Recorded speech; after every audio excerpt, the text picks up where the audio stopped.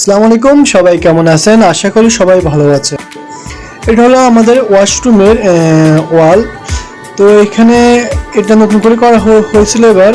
তো আমি বাড়িতে গিয়ে এবার রং করলাম।